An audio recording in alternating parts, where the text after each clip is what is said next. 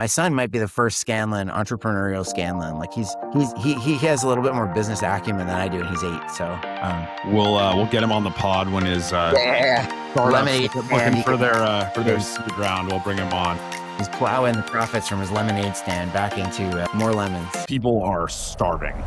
The famine is at its height, and Ireland is exporting food. So let me say that again. People are starving and food is getting exported out of Ireland. How do we explain this, and why did that happen? So it's complicated. That often it produces there's a lot of moral injury that happens because of the famine in Ireland. Like there are a lot of people who thought they were better people who do things that that probably certainly violated what they thought was their code of morality before. And so, and that's why there's a kind of it's not a morally simple story.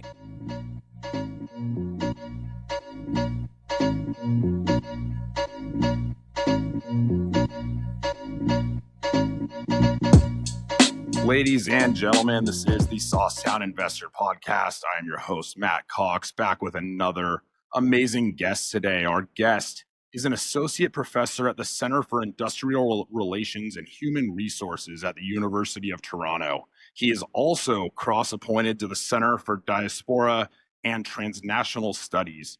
He is also a research associate at the Center for History and Economics at Harvard University and the University of Cambridge, and is a fellow of St. Michael's College. Here to discuss his most recent book, which I have right here for those watching on video. Go out and buy the book. We're going to talk about it today, but go buy it. The book is called Rot, An Imperial History of the Irish Famine. Our guest today is Padraic Scanlan. Padraic, great to have you. How's your morning going? Good. Thanks very much for inviting me. Absolutely. And where are you joining us from today? Toronto. You are in Toronto. Okay. I've been once. Beautiful, beautiful city. Yeah. It's all right, I guess. Yeah. We're downtown Canada. Yeah. Well, I love it. I've only been once. I went to a few. I'm a Mariners fan and went to a few Blue Jays games there and had an unbelievable time. Lots of food, clean, beautiful place. So love to go back. So let's bust right into it. This book you wrote, this is a story that the layman is probably familiar with in some ways, that usually amounts to most people's understanding is there were a bunch of potatoes that got sick. A lot of people died because the potatoes rotted, people starved, and it happened in Ireland, which is all inherently factual. But there's a lot more to this story. What is, I guess at a high level, what is the story you're trying to tell with this book? Yeah. So the book, I think, is trying to make two contributions in parallel. The first one is to explain how Ireland fit into the United Kingdom and how Ireland fit into the British Empire in the 19th century, and to show how British ideas about culture and about poverty and about agriculture and about labor and about work ethic translated into imperial and colonial policy in Ireland. And then so that's the kind of overarching argument, or not argument, that's an overarching contribution of the book. And the other one is to show how all of those attitudes shaped with the Great Famine in Ireland. So the repeated failure of potato crops from 1845 off and on until 1851 or 1852, depending on how you ask, that killed probably about 1 million people, and that pushed anywhere between 1.5 million to 2 million people to emigrate during the famine, and then set in motion a much longer and even more voluminous emigration of Irish people out of Ireland in the course of the 19th century that really didn't stop until after the Second World War. So those are the two stories, but it's a way of understanding the Irish potato famine, not as a kind of act of God or as a kind of sort of stochastic catastrophe that struck Ireland, but rather as part of a much longer story of exploitation of Ireland and of really systematic marginalization of the Irish poor and pressurization of the Irish economy. Yeah, and I wanna dive in on a few of those high level points that you just made, because I think that's what a lot of us learn is it was just an act of God. Like, this bacteria came to Ireland and it destroyed all the crops and people died, and it's much more complicated. So you touched on this briefly, but I think to understand this story, you really need to understand what type of place the British Empire was at the time an empire. Today we see London is obviously a really cool city and a great place to go, but it's not the center of the universe that it was during that time. So this is the greatest empire on earth. Can you explain a little bit about the ideology and some might say like borderline worship at the time around the idea of free markets in Great Britain? Yeah, sure. I mean, I think it's so in a previous book, my book previous to Rot is a book called Slave Empire, which is about the rise and fall of mass enslavement in the British Empire. And I think one of the arguments that I make in that book, and one that is, I don't make explicitly in Rot, but that resonates in Rot and that shapes the way I understand the British Empire, is that in the 18th century, and it's not like strictly speaking like 1700 to 1799 and then 1800 to 1899. So this is like around the 18th century, Britain built up a really substantial empire in the Indian subcontinent and in the Atlantic world through basically kind of naked violence and dispossession, right? So it was an 18th century empire that, although British culture in Britain was motivated by ideas of politeness and enlightenment and a really quite elaborate culture of politeness, which I would argue in some ways helps to paper over the fact that the empire, right, at the time was an empire of pretty straightforwardly naked aggression. And I don't think that was, and I'm not setting Britain apart from any other European empire in the 18th century. That was the way that imperialism is done. But it was done without much, it wasn't done with quite as much sort of ideological smokescreen over it, right? So it was just, we're taking this basically, and we're taking it from France or we're taking it from Spain, and the reason why we're taking it is because that's what empires do, and we have to do it, or somebody else will get it.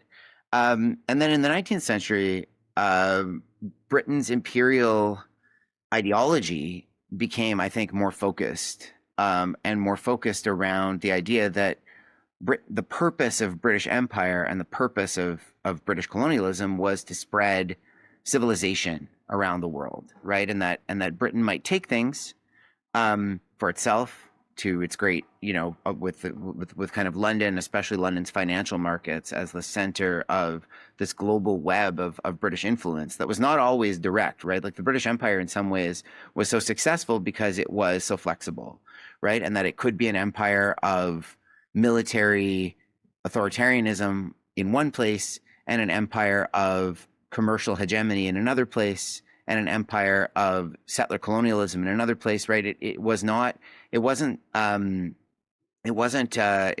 very flexible model of how to run an empire. So in some sense, like the British Empire you can't really think about it as having like a single form of governance, and you can't really think about it really as having a kind of even a central figure, right? Like the Victoria is Queen Victoria is the emblem of the Victorian British Empire, but has very little to do with the actual government of the empire. She's purely a figurehead.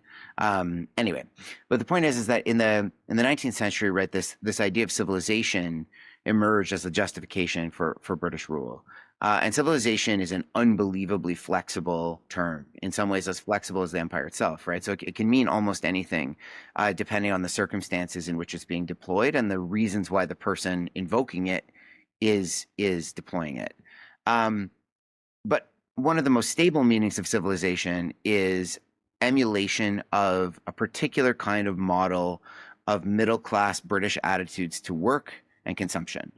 That you should that working beyond subsistence, working beyond basic material needs, accumulating and constantly kind of ratcheting up the kinds of desires that you need to fulfill, right? Like that's seen as not that's seen as not just like a kind of economic process associated with capitalism, but it's seen as a moral progress as well, right? So it's not just like accumulating more is good because we live in a society where accumulation is the ultimate goal of economic life. Instead, it's both the ultimate goal of economic life and it's in a sense kind of sanctified by the idea. It's like in a sense close to godliness.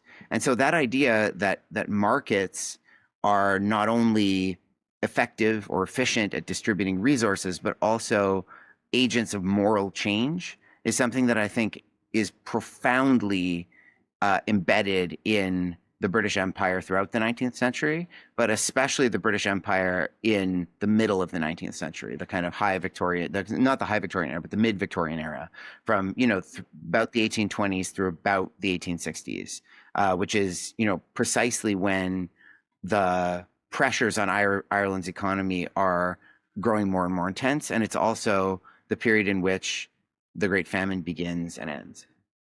And there's a contrast there, right? So Britain is this place like America today. We always talk about the U.S. consumer. We just like accumulating things. We're capitalists to the max. But then in Irish society, you talk about this in the book.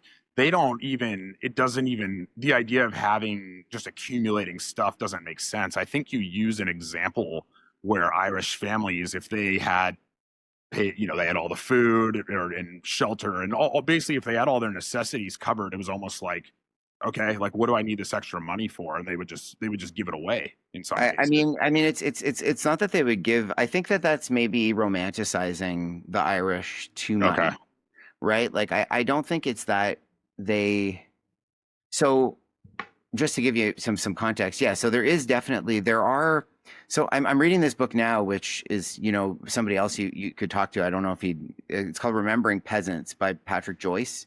It's a great book, and it's a very sort of romantic book about what was lost in Europe by the end of kind of peasant culture. And he makes the point. I'm reading a chapter now about pilgrimages, and how a lot of sites of pilgrimage now, which were once these incredibly spiritually and symbolically dense places, are now like heritage places, right? They're places that are there for tourists, right? And they're kind of preserved in time, right? And the thing that is being sold, if you visit like a UNESCO World Heritage Site I forget the name of it, but I think it's in Slovakia, where that used to be this major site of pilgrimage and is now a UNESCO World Heritage Site, and people come to visit it and kind of sort of see the past in an interesting way as visitors. I think that there's a sense in which that idea of peasants and that idea of kind of like agrarian laborers being trapped in time was something that the British Empire, or at least many British officials who worked in and whose work touched on Ireland, considered to have already happened in Ireland, right? So they imagined that the Irish were kind of trapped in the past, and that was an uncivilized past, and that was a past that Britain had not just like a kind of material interest in ending or breaking or removing, but that would actually be of moral benefit to Irish peasants, right? But one of the arguments I make in Rod is that that's kind of an optical illusion, and that in fact, like the capitalist market economy came to Ireland, and bit very, very hard in Ireland at the same time as many British officials were imagining the Irish countryside as a place of kind of immemorial agrarian life. And so, one of the things that happens in Ireland at the harvest, and one of the kind of holdovers from the pre-capitalist era, like, okay, sorry, I need to just stop for a sec, because one of the things about the potato is that the potato is, I would argue, associated with the pressurization and capitalization of the Irish economy, right? The potato arrives in Ireland in the 17th century and becomes the hyper staple. It's an American crop. It's from, it's introduced to Europe after the Spanish and Portuguese conquistadors crossed the Atlantic in the 15th century, and brought back and widely adopted in Europe. So it's not actually an ancient crop. And the way that Irish farmers farm it it uses in sometimes like is often done in very ancient kind of styles of agriculture, a style of agriculture called lazy bedding. But the potato is a new crop, so there's this kind of mixture of old and new in Irish rural culture. And one of the mixtures of the old is that if you, during potato harvests, as you said, right, there's this idea that if you don't give potatoes away, you're like you lose face, right? To be ungenerous at the harvest with beggars is to lose face as a person of standing in your village society, right? So if you have potatoes and you don't give them open-handedly without kind of keeping an eye of like, oh, if I give away all these potatoes, will I have enough? Right? You have to give them away. But at the same time, right, like so that looks pre-capitalist. And in a sense it is, but at the same Hmm. time, right? Like the Irish market economy means that the pressure of rent is constantly growing and wages are so low and the returns on crops are so low that even if Irish laborers had wanted to accumulate anything, they couldn't, right? Because in a sense, like they were running as fast as they could to stay in the same place from year to year. And what looked like stasis to British officials was in fact unbelievably frenzied momentum and motion. And so it's like it's funny. I launched the book at a bookstore in Toronto, and somebody was there who was Irish and had this like a kind of elderly Irish woman, and had this very pointed question about basically how implying like, oh, the reason like the real clash in Ireland was between like a faith that gives away and a faith that keeps for itself, and she meant like Catholics and Protestants. Hmm. I just think like that's not a fair interpretation of what's happening in Ireland, and it's not really a like it's not. There are cultural dimensions to Ireland in the 19th century, but there are also, a lot can be answered in terms of just the material pressures of the imperial economy.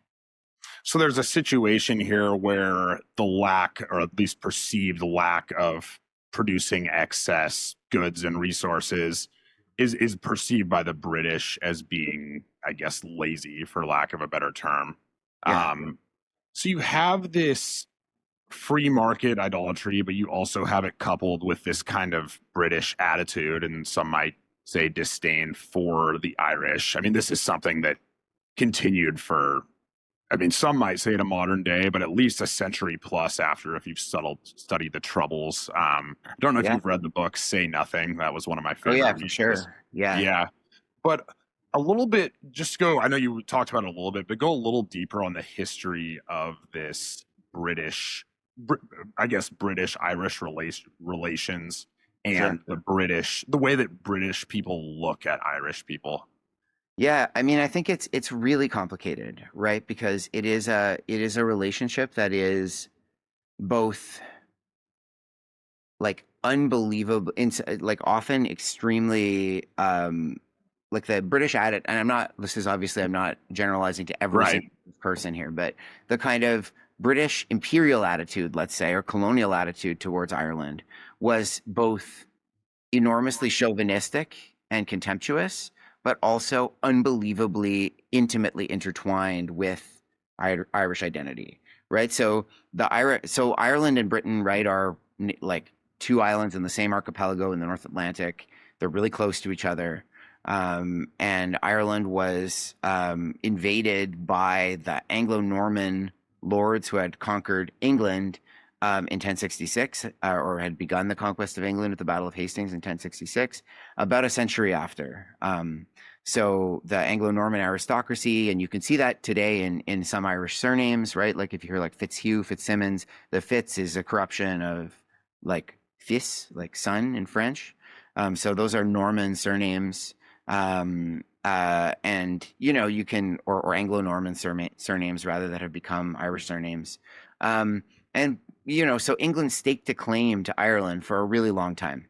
But the claim itself was, the degree to which England as a bear in the 11th century, like itself only unified as a single monarchy for like 200 years, right? The idea that England could exert that much direct control over Ireland was mostly notional, right? So for a long time, like the amount of interest that England took in Ireland rose and fell and the amount of intervention that English armies would make in Ireland rose and fell depending basically on the inclination of the king, or often on the status of England's relationship to France, and its like long time rivalry with and enmity with France, because Ireland, like quite rightly, especially after the Reformation, was seen as a kind of potential site for um, uh, French invasion of England, right? Like Right. a kind of a good staging ground for invading England, because it's so close, and because there's so much hostility, and because of after the Reformation, there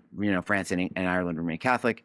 But basically, Ireland's relationship with England rises and falls over the years. But then the key moments, I think, for at least for Rot, are the attempts in the early modern era, under Elizabeth and under James I, to establish what were called plantations in Ireland, right? So Ulster, right, the north eastern province of Ireland, until recently was majority Protestant, and it was majority Protestant in part because it was a major site of English and Scottish colonization of England under royal direction in the 15th and 16th and 17th centuries. And so those plantations became kind of English colonies in a sense, or Protestant colonies or British colonies within Ireland.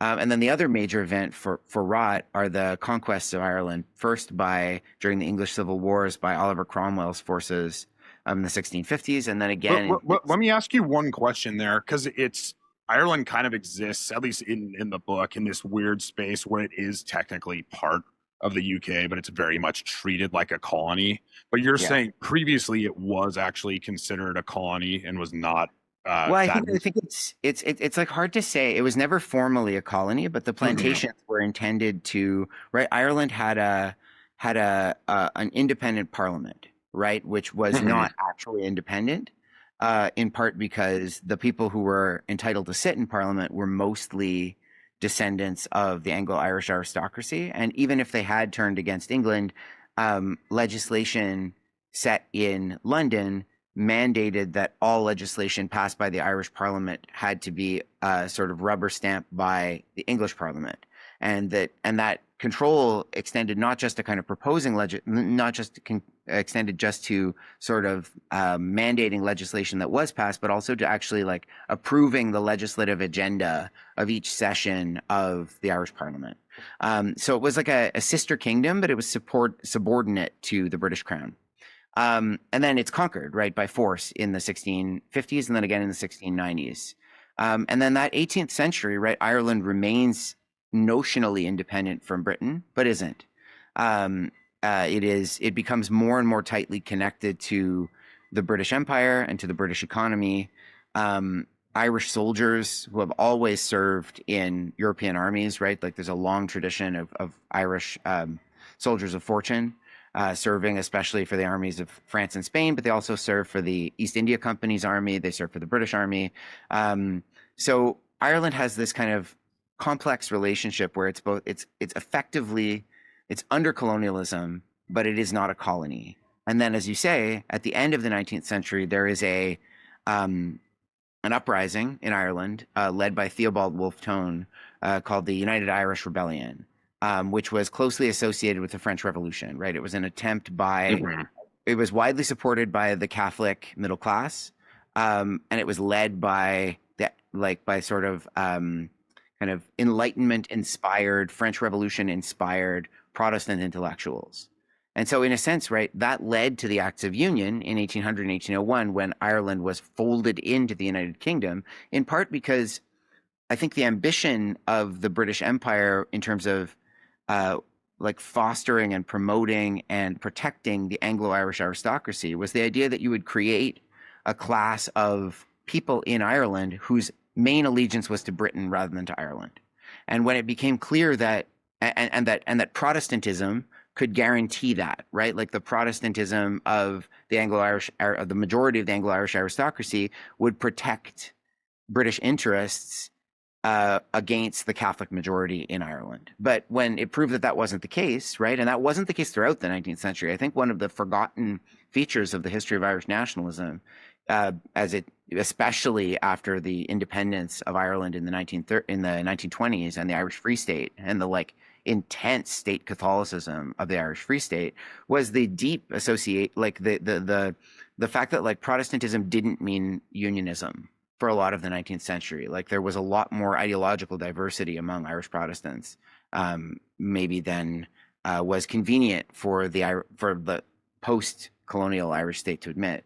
But yeah, so Ireland has this really long relationship to Britain that is associated with rising and falling degrees of English control over Irish affairs that kind of comes to a head in the 17th and in the late 17th century, and results in the military conquest of Ireland and then the complete subordination of the Irish economy to the British economy. And like that almost breaks down in the era of the American Revolution. Like there's an era after American independence when Britain backs away from controlling the Irish Parliament, and for about 20 years, the Irish Parliament regains the ability to legislate independently, in part to prevent it from becoming like a kind of second United States. Yeah, I was gonna say, what was it? Was that a result of like them kind of after what happened with the United States, them coming to the realization that Yes. maybe having this much influence everywhere is not sustainable?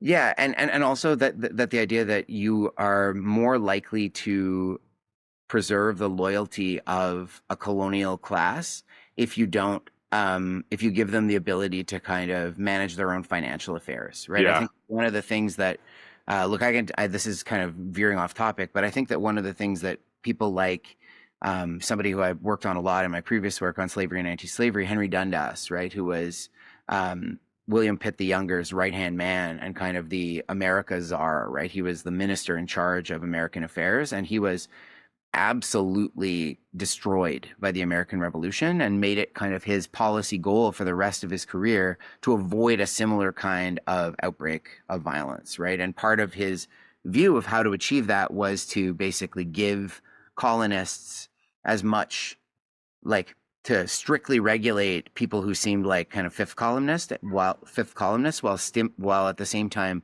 giving tons of latitude to colonists to kind of manage their own financial affairs and trade freely. So there is like kind of, I mean, to return to your previous question about free trade and free labor, right? There is a kind of element of imperial geopolitics to free trade. It's not just kind of like an economic ideology. There's also a sense in which free trade has this kind of, it helps to connect different parts of the empire to each other. But yeah, so that's like I mean, you could write, and there have been books, you could write like 15 books just about the complexities of the Irish British relationship, because it's both tense and mutually like it combines mutual suspicion with long cross pollination, right? Like there are some of the most famous people in early 19th century Britain, like the Duke of Wellington, are Irish, right? Mm-hmm. They're not Irish Catholics, but the Duke of Wellington is Irish. And he's probably the most famous and one of the most recognizable people. Like he's a celebrity in 1820s England. He's one of the maybe like 10 or 15, maybe like 5 people that most people in Britain would have been able to recognize by sight, because his face was just everywhere. It's like he was like King George III, right? He was somebody whose like likeness just appeared on all kinds of stuff. Like one of the Bronte sisters had it like, pinned up in a room apocryphally. Anyway, sorry, that's a very long rambling answer, but it's a very complex relationship. No, yeah. Back then, there was only like 5 famous people in every country. You know, there's no Exactly. internet, there's no social media. So if you're famous, you got to be really, really famous. Okay, so you talked about international trade, and there's a moment in this book that's kind of just like my brain exploded when I read it, and I'm sure a lot of others have shared that sentiment. So there's a moment in the book where people are starving. The famine is at its height, and Ireland is exporting food. So let me say that again. The people are starving and food is getting exported out of Ireland. Yeah. How do we explain this, and why did that happen? So, it's complicated. I mean, so part of the reason is that,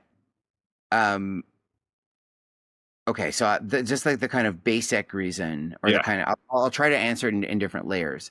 So the most superficial answer is that it was official government policy, was relief policy set by the British government that whatever whatever Parliament did to relieve Irish food scarcity, it could not interfere with the regular market for food. Because I think the idea, I mean, I don't think the idea, the justification for that was that the moral hazard and economic hazard posed by disrupting Ireland's place within the markets for agricultural products within both the UK and the British Empire was a greater risk than the short-term risk of starvation or death by starvation related illnesses in Ireland. And so that is part of the, like, that's one of the principal reasons. The idea, plus an awful lot of Irish. So that's the kind of blanket reason. There's Below almost that, an idea like they need to go through this. Like this almost needs to happen because it's the yeah, I market mean, working. I mean that's there's definitely people in Britain who think that, Not right? Who think everyone, that, yeah. yeah. But there's also a sense in which it's kind of a trap of Britain's own making because of the way that relief policy is designed. Because so just broadly, like Britain, one of the things I try to emphasize in the book, and maybe contrary to a lot of books about, or at least a lot of like sort of popular kind of poppy books about Ireland or the Irish famine, is that like Britain didn't plan it, right? And Britain didn't leave the Irish. I mean, in a sense, they left the Irish to starve, but it was, I think, the big tragedy of the famine. And the kind of shock of the history of the famine is not that Britain did nothing, but that it spent so much money to do something that was either useless or counterproductive, depending on the circumstances. And so, the two basic pillars of British relief policy are importing grain, ideally grain that is not that is outside of the regular stream of British agricultural markets. So in Ireland, it's mostly maize, so cornmeal, and it's mostly American, although not exclusively American. So it's mostly grown in the United States. And they choose maize because it's not a grain that Ireland grows at all. And it's not a grain that's widely traded in Europe in any case. So the idea is like, well, if we buy, and the government borrows a bunch of money to buy a huge amount of grain and sell it at cost through relief committees. So that's one kind of pillar of relief policy. And the other is to encourage people to continue to work for wages so that they are able to buy the grain that is being sold. Like the British government doesn't intend to profit from the corn it's To importing. break even, right? Exactly. It's trying to pay Yeah. back the money that it borrowed, right? But so the idea is that, but that the Irish have to buy it, right? And they have to be taught, because again, as we mentioned earlier, right, or as we were just speaking about earlier, there's this idea that the Irish are trapped in the past, that they don't understand how markets work, that they're outside the market, and that because of that, they're backward culturally, economically, and they need to be improved and modernized. And so the idea is like, well, if you give the Irish something for free, that's even more dangerous than giving British people something for free, something that the British government also doesn't do. Hey guys, we're taking a quick break, but before we get back into it, if you're enjoying this episode, make sure to like, share, and subscribe. It really helps us to keep bringing you more valuable content. And if you're on Apple Podcasts or Spotify, don't forget to leave a review. Please, it makes a huge difference. All right, let's get back to it.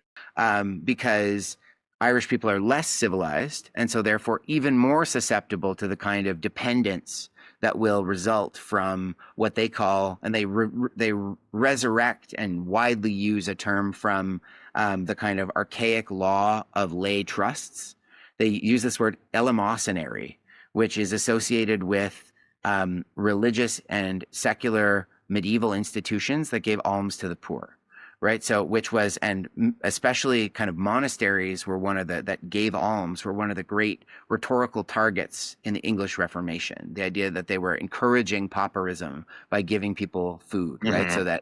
So like as part of like a way of justifying and dismantling all of those monastic institutions, you could say, well, actually, not only are they decadent, they're also like supporting decadent monks who are themselves supporting a population of people who both won't and can't work.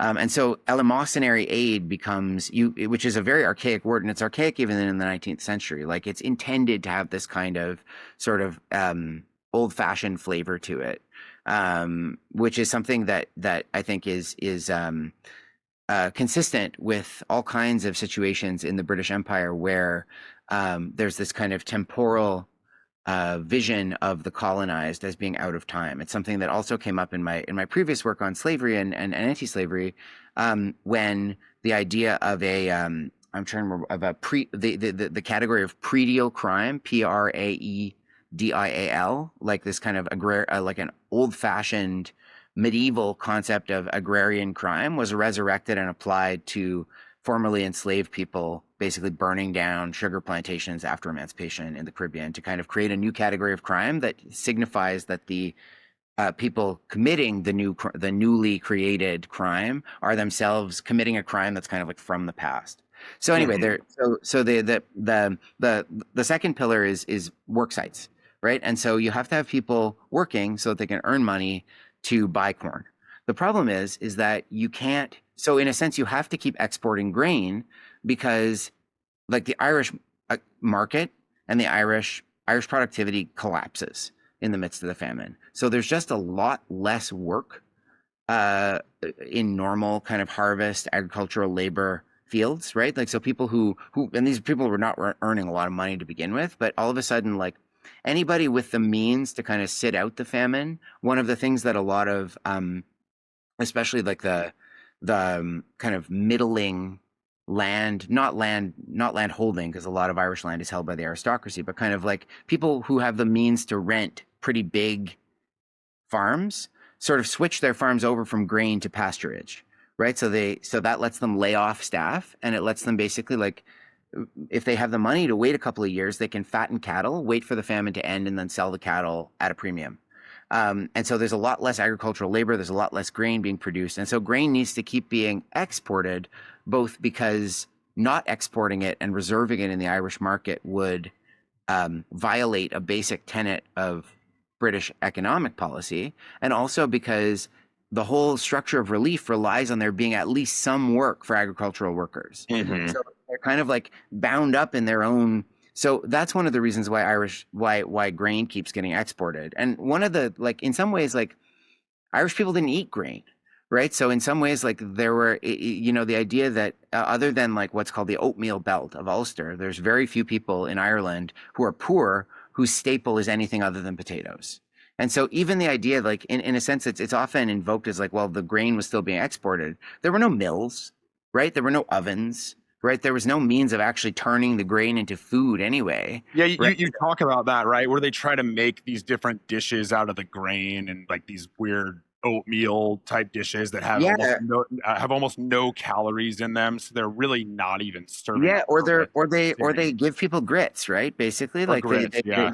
they expect people to eat grits, but right, first of all, like, a potato diet is not, it is not great, but it is, if you have some dairy with it, It'll keep you. approaches, It's sustenance. It's yeah, sustenance. Yeah. yeah, it like approaches nutritional completeness if you have at least some dairy or some kind of protein, which, like, some people eat just potatoes and water, but even that will keep you alive. If you just eat cornmeal, like, you're gonna get you'll get vitamin B deficiency, right? There's no like, it is a grits is not a complete meal. And in any case, people didn't know how to prepare them, right? Yeah. So they tried to prepare them like oatmeal, and they're similar ways of preparation, but not exactly the same. And so it took like months for people to figure out how to actually consume cornmeal without it turning into basically mortar, right? Like, it was really, so there were these two pillars of policy were intended to kind of keep the grain market flowing, and so that's why food kept being exported. Sometimes it was exported under armed guard, right? But there's also this idea, like, that there's a movie.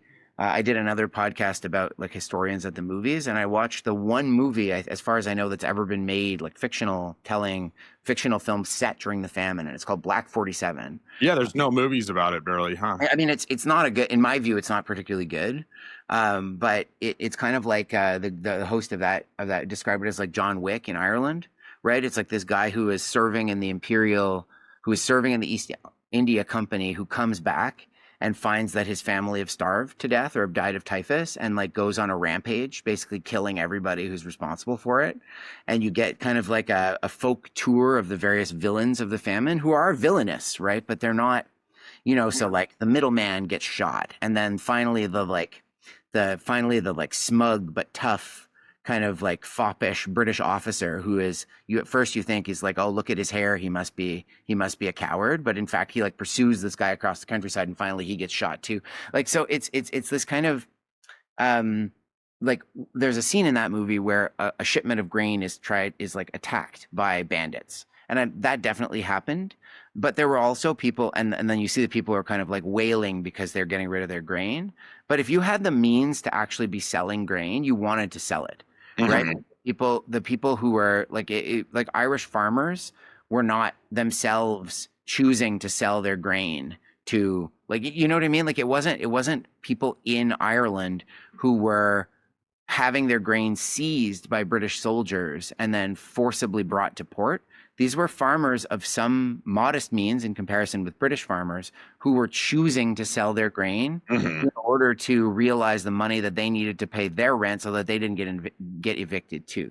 So I think it's important to see like the structures of the Irish economy and of the imperial economy mean that you can't, like, one of the things that I try to do differently in Rot compared to some other famine books is to try to not wade into like the work of figuring out who the bad guy is, Yeah. and just point out that like this is a system that is makes people who might have completely different moral inclinations make decisions that often like it produces there's a lot of moral injury that happens because of um, the famine in Ireland. Like there are a lot of people who thought they were better people who do things that are directly, that probably certainly violated what they thought was their code of morality before.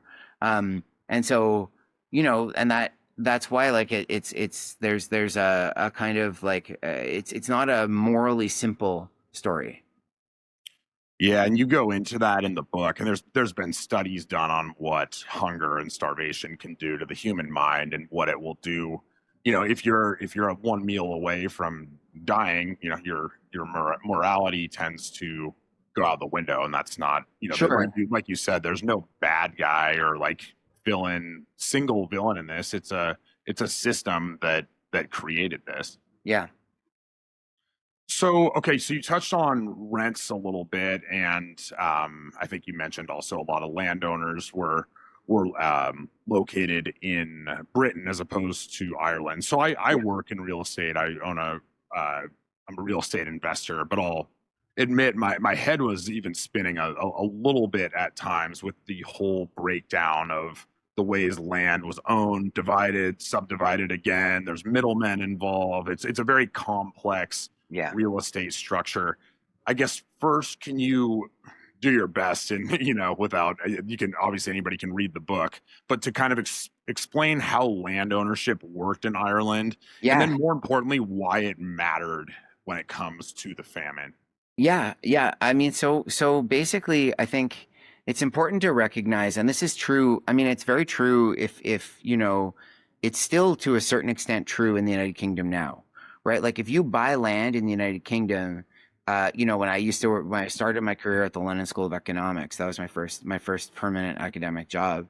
And I had colleagues who bought homes in London while they were there, and they bought them on a 99-year leasehold, right? Hmm. They didn't actually, which was transferable, but which was, started basically kind of started to depreciate as soon as you bought it because it was time limited and there was no guarantee. So they were buying that leasehold from basically an aristocratic landholder who still owns it, right? So there's a pretty small number of people in comparison to there's a in especially in the imperial era, like there's a relatively small number of people who own the United Kingdom.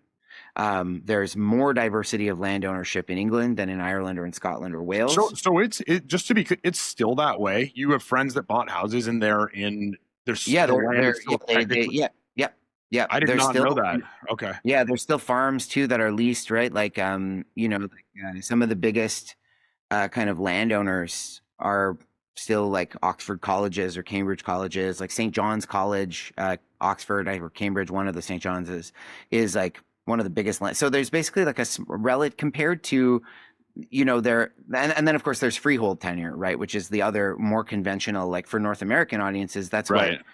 like our house in Toronto, right? Like we didn't buy it from like we well, I mean, the bank owns it, but like the theoretically, the Like there's no aristocratic landowner who like we didn't buy a leasehold from it. We buy a Yeah. freehold. So that's the first layer, right? So there aren't that many people who own land in Ireland, and many of them, as you said, are absentees. They're often the descendants of soldiers or politicians who worked for invading armies. Some of them have been there for a very long time. So one of the chapters of Rot starts with the story of a family who have, I think, in Monaghan, who have been there since who are descendants of the Earl of Essex, who was one of Elizabeth I's most important military war leaders. And so the Earl of Essex got these big estates in Ireland as a reward for his service in the campaigns in Ulster. And so they still have them. The Shirleys is the name of the family. And they actually live in Ireland. So in that sense, they're not like the typical absentee landlord, but they still collect rents basically, right? And they don't really. Most aristocratic landlords in Ireland don't really do much with their land other than collect rent on it, right? There are some who are who are sometimes like sort of Enlightenment style gentlemen who are especially interested in agriculture. So there are some kind of agricultural reformers and experimenters who are aristocrats who own vast acres of land in Ireland, who reserve some of it for themselves and live there, often to try to develop. Like there's a lot of experimentation with new breeds of cow and sheep and pig, and new crops and stuff. Even experimentation with potato seeds. Sorry, something is beeping on my computer. I'm not sure what it could be. Um, I'll shut it off in any case.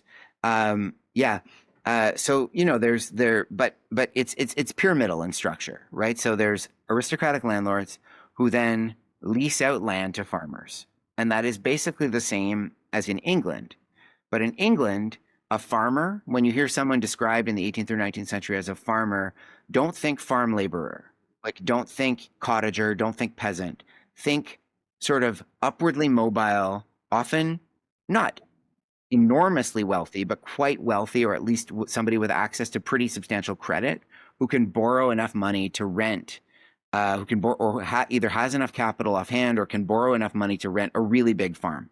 So a farmer in England would rent 2,000, 1,000, 2,000, 3,000, 4,000 acres, like a really substantial plot of land, and then would have professional managers who would manage the elements of their farm, who would then hire agricultural workers, like proletarianized agricultural workers who would do the farm labor.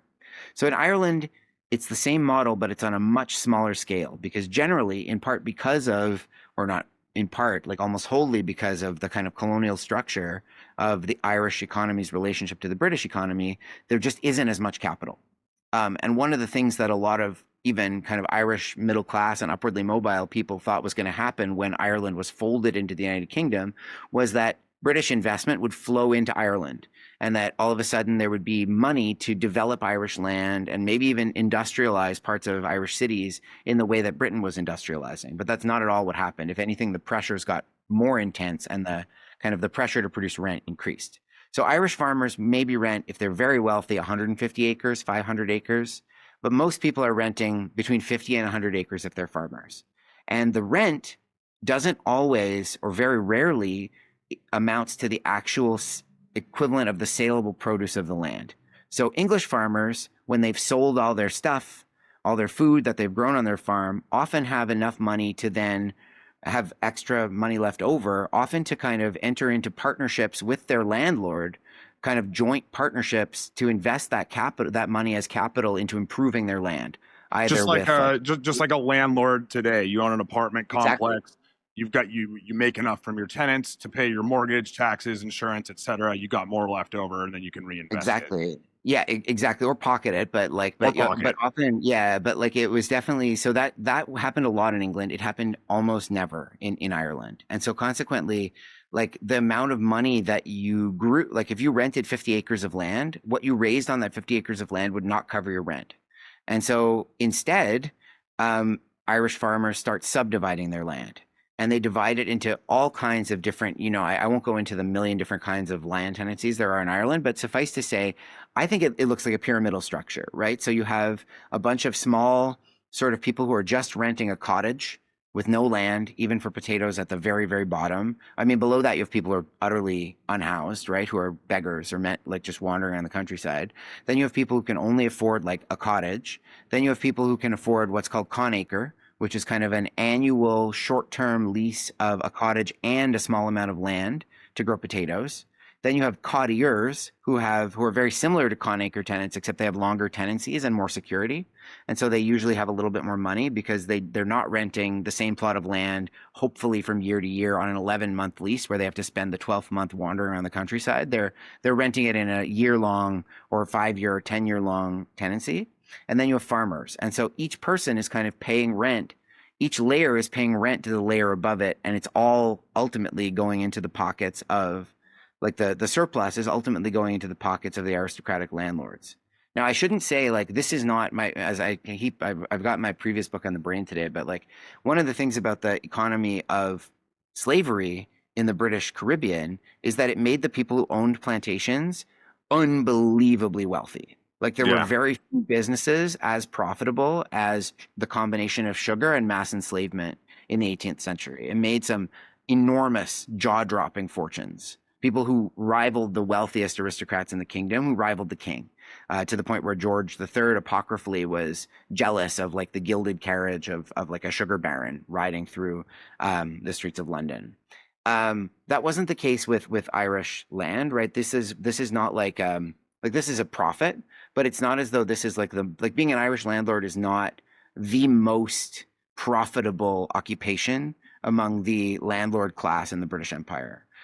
Just in part because there's no capital to actually increase the produce of Irish land, and the like Ireland is in the situation where the more Ireland produces, the less its crops are worth, right? Because the more it floods the British market with.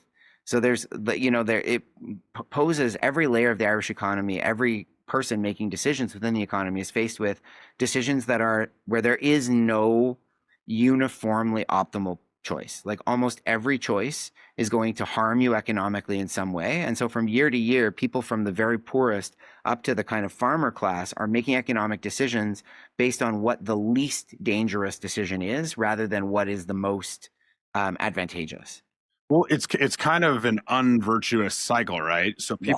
people are poor, so they can't buy a lot of farmland, so they have to create this system of selling off acre and smaller parcels of land. But that system that they have to use because they're poor is actually making them poorer because That's every right. step of the way there are more hands in the pot. I mean, if you get, it's any market, right? If there's Yeah. five layers between the initial, in this case, it's the landlord and the person actually uh, farming the land. But Yeah. the more layers that exist between those two people, the more it drains profits. And so it's a system that has to exist because people are poor, but the system itself is the reason they're poor to begin with in some Yeah, ways.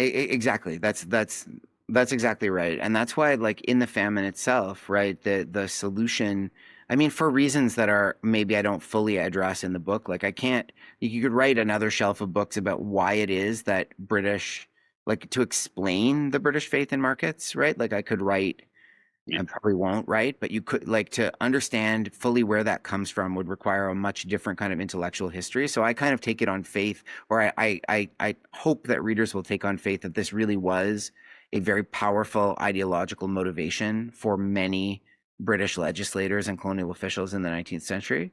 Um, but if you take on board that that is something that the British believe in, it shapes the way the way that famine relief happens, and it's one of the reasons why like Britain kind of loses control very quickly of famine relief because it's so like things happen so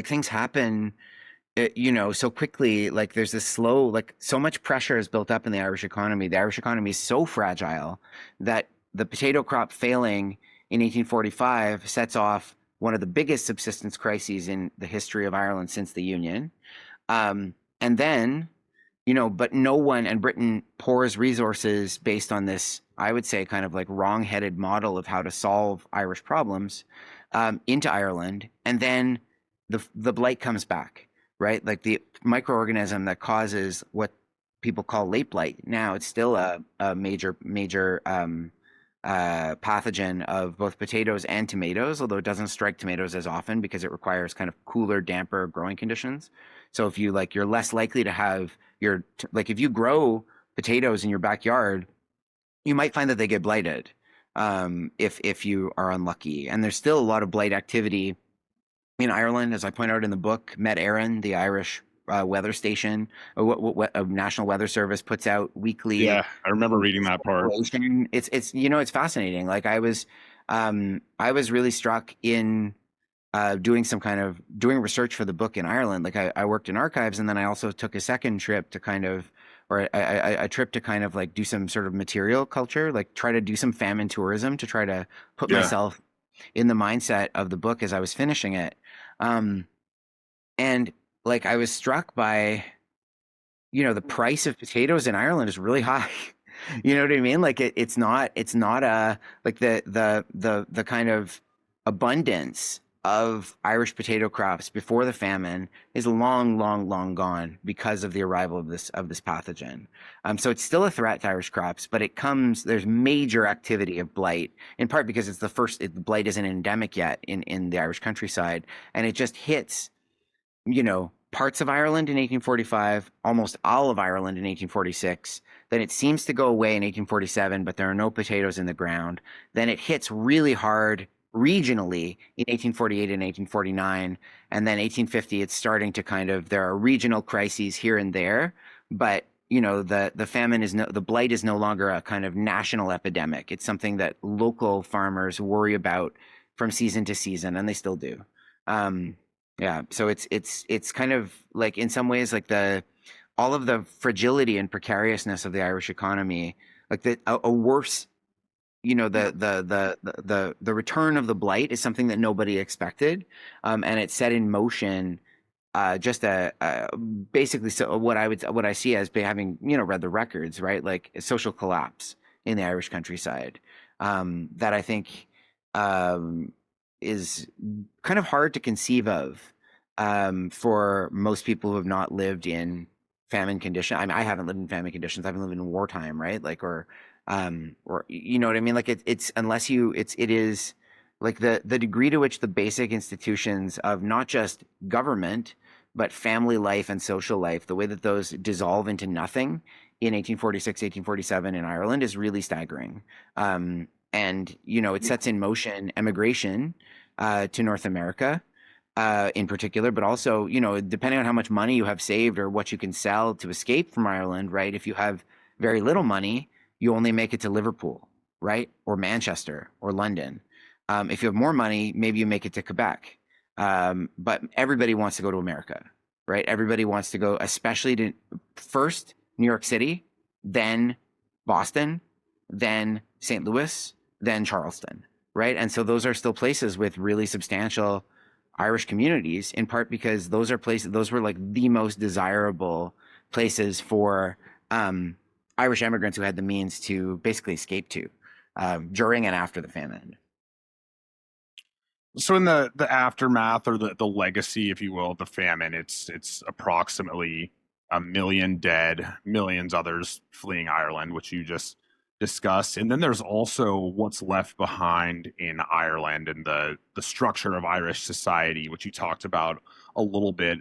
But after the famine is, quote unquote, over for the most part, there's this whole process of a lot of families have had to give land back to the government in order to pay debts. And then they're mixed in with that. There's all these complicated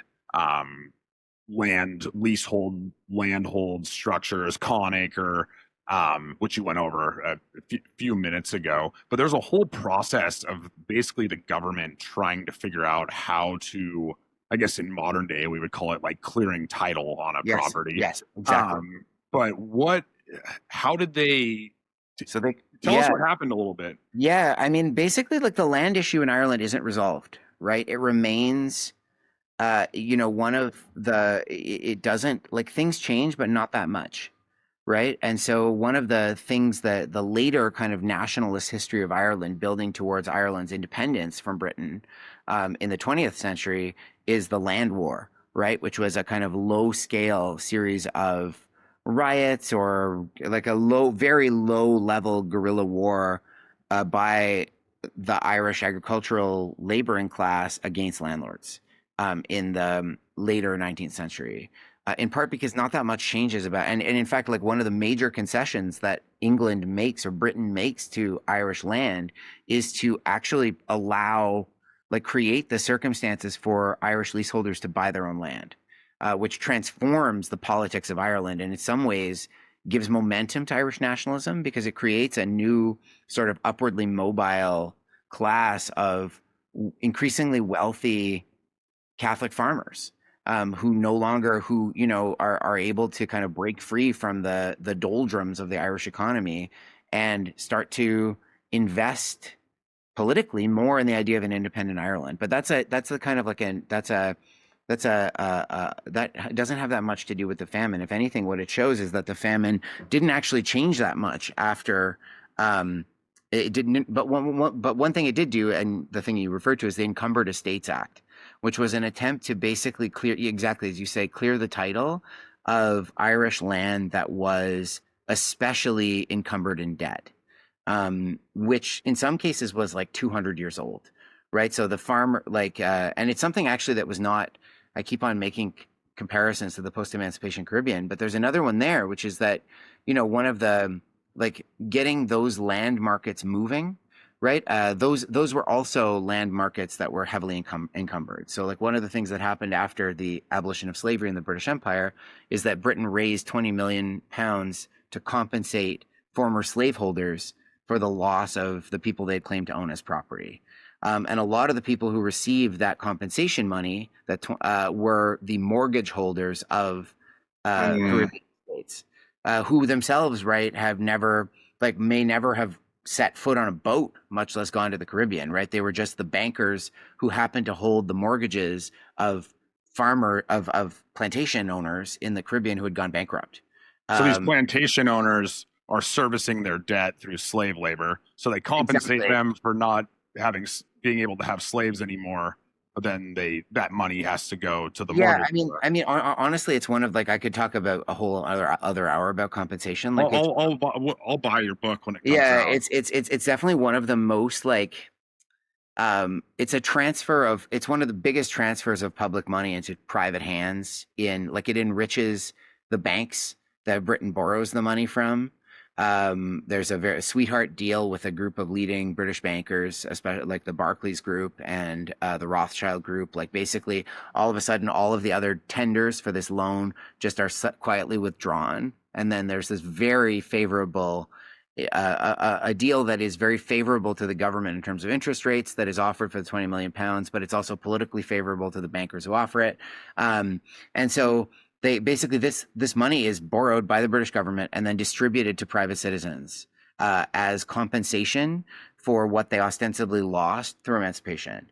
Right. So, like, it's interesting to think, and in part that's a compromise that made the end of slavery in the Caribbean possible in the British Empire, which is one of the things that I try to emphasize in my other work, which is that, like, the British anti-slavery movement is not like, this is not like John Brown or Frederick Douglass or Harriet Tubman, right? Like, these are not like heroic figures who are like tromping through the backwoods of the American South, rescuing people from enslavement or like risking their lives to end it. These are like middle class evangelical intellectuals who are making complex compromises in order to enact emancipation in a form that is designed to preserve the sugar industry and to put formerly enslaved people on the path to civilization, right? The same path to civilization that is being laid out in some sense for wage earners in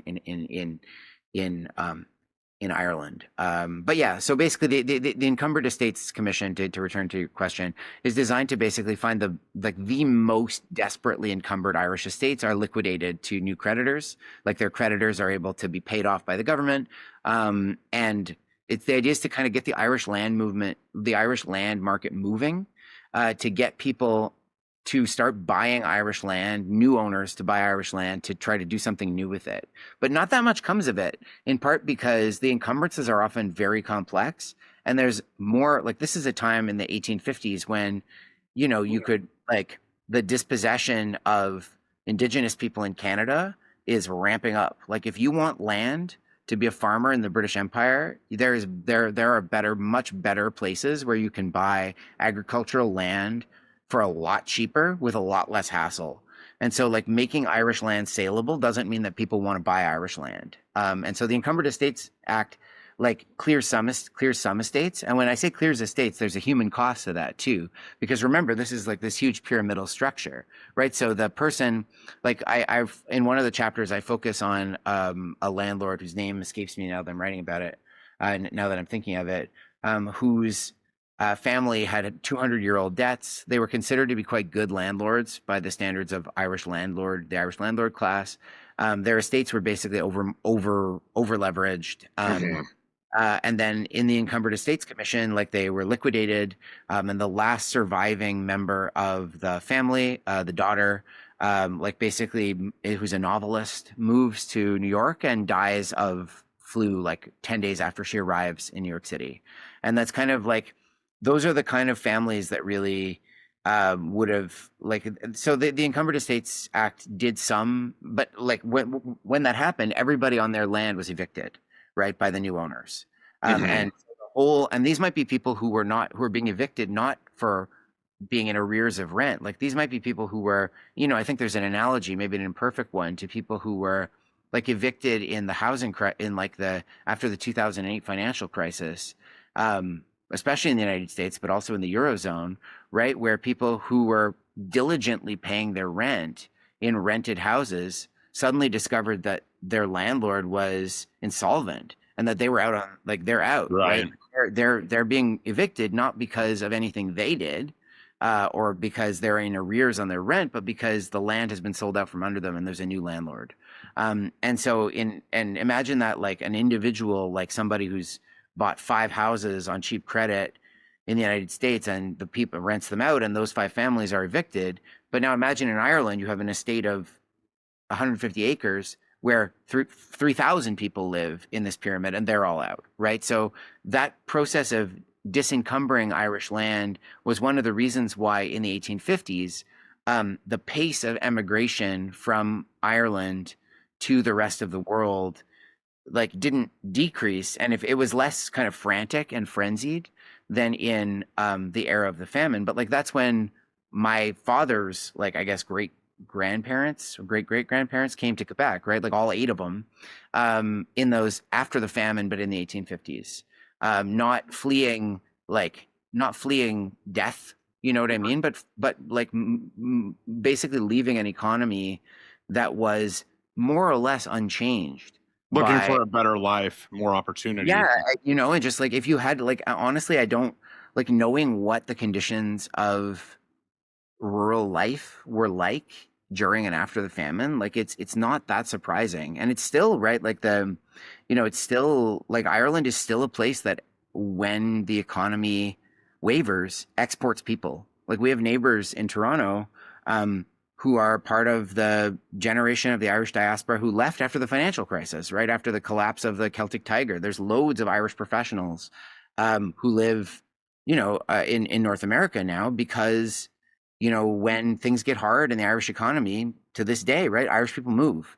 Like that emigration is a part of Irish history that preceded the famine, was accelerated by the famine, but is a pattern that repeats itself, I think, and has repeated itself for a very long time. Countless timeless lessons from this book when it comes to history and economics, and I encourage everybody to go read it. I want to ask you before, if you have time, we have a few final questions here. Aside from the book, I like to ask a lot of our guests this question. We have a lot of investor type people who listen to the podcast. I mean, on a personal level, I really like the idea of using history as a guide for decisions that we make and our behaviors. And you are very much at the intersection of history and economics. And we'll talk about how market conditions change. We talk about interest rates or the stock market, whatever. That stuff all changes, but human behavior around things like fear and greed really do not change, whether it's 1850 or 2150. How do you use history as your guide when making investment decisions? And then if you're willing to share, how do you what's your strategy for investing your own money?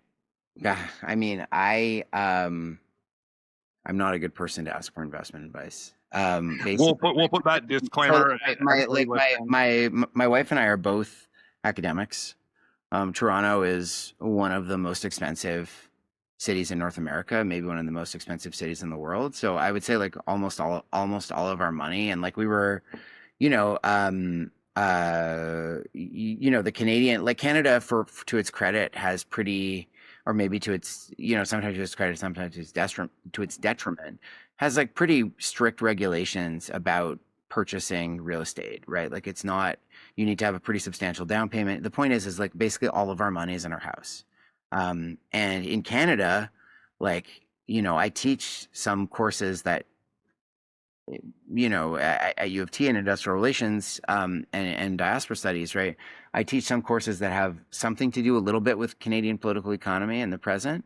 But Canada is an interesting and in some ways a very fragile, or it seems to me at least to be kind of a fragile economy. So much of it is invested in constant growth in the real estate market, right? Like Canada is a place where, like, if house prices fall, um, that will be catastrophic for a lot of Canadians, right? So And they have fallen some, right? Because you guys yeah, famously, tell me if I'm wrong on this, you almost didn't experience the housing crash, that's right. and Yeah, you no, pretty much skipped over it. And then in the last few years, you've seen it's gone down a little bit for the first time in I don't know how yeah, long, a yeah. long There, there, time, there, right? there there was no crash, right? Like I think part of the big crash. And look, I'm not that I'm no expert on this, but I know in Toronto, right, like there was for a while, a lot of money was being poured into building these like basically unlivable condominiums,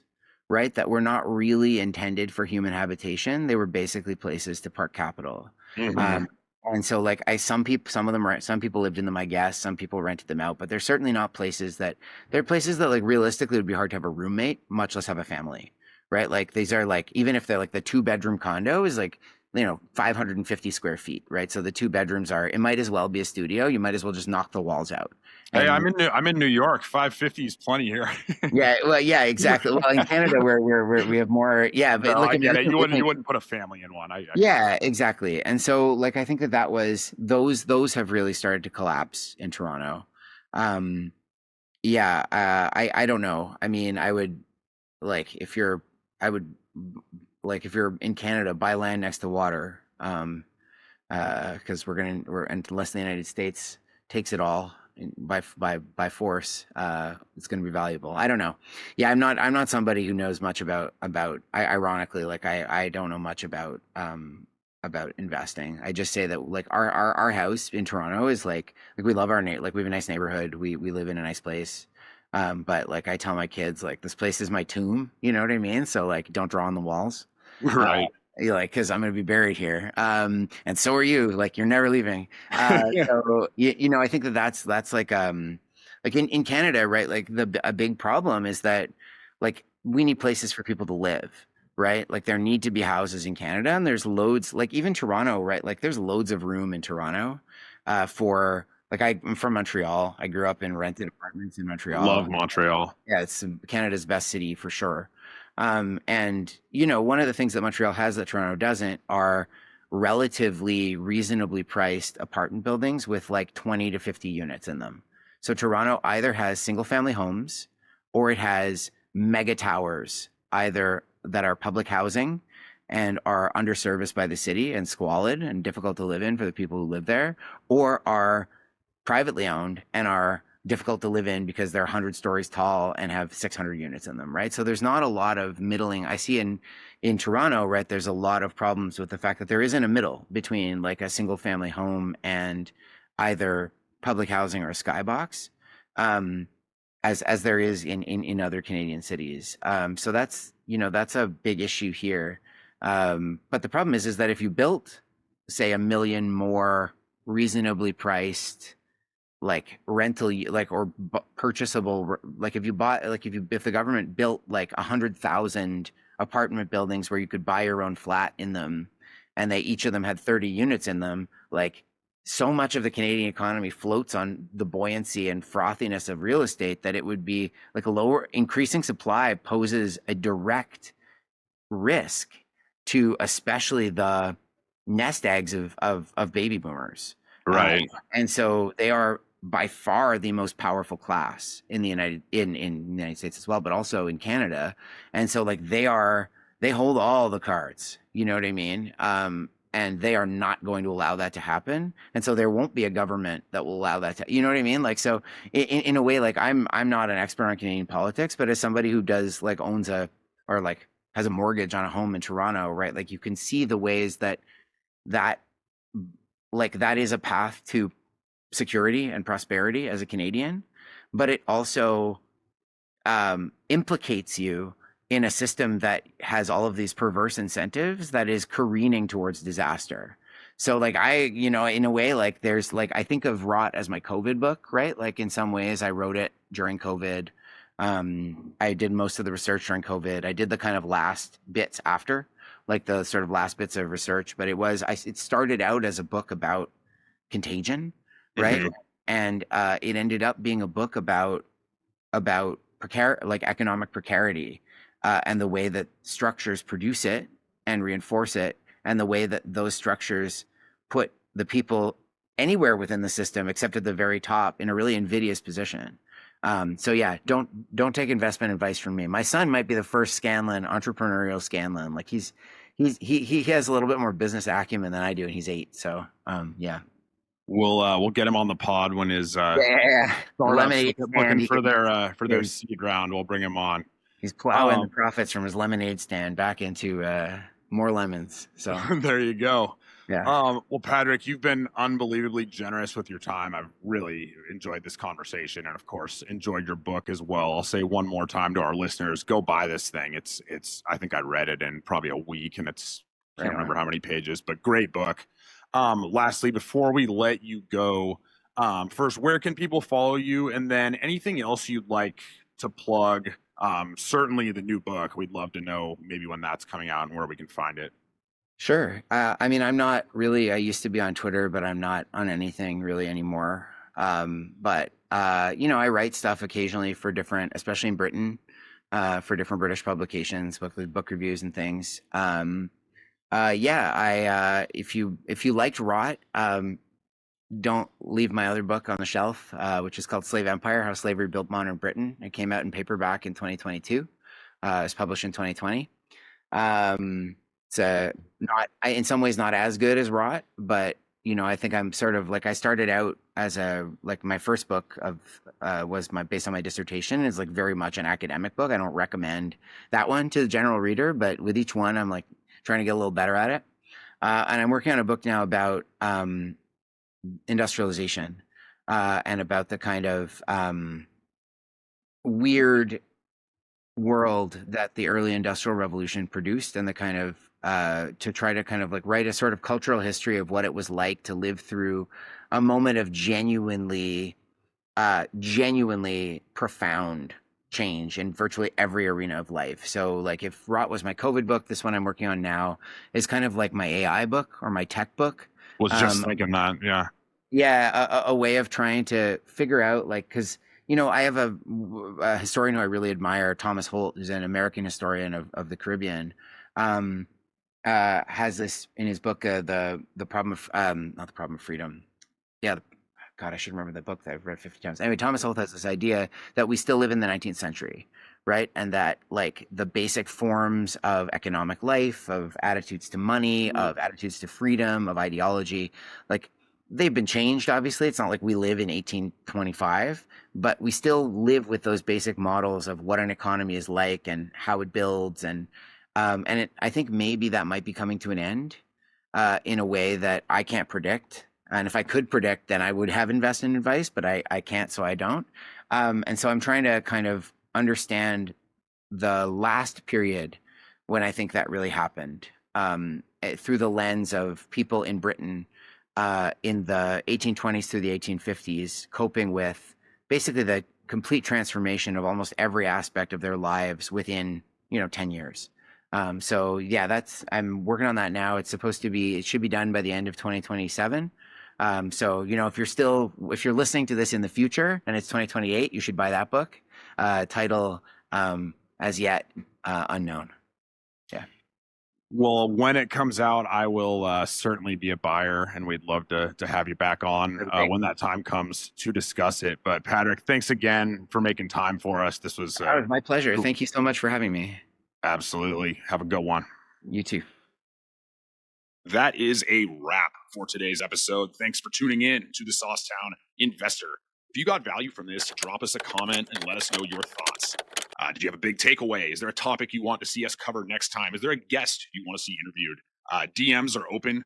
Business is at Saucetown Properties, and my personal, you can DM me personally, is at the Real Matt Cox 4. We'd also like to ask you kindly to please like and subscribe. You can also follow along with the Saucetown Investor blog. That's mattcox444.substack.com. Thanks again, guys, and until next time, keep investing and stay saucy, Saucetown.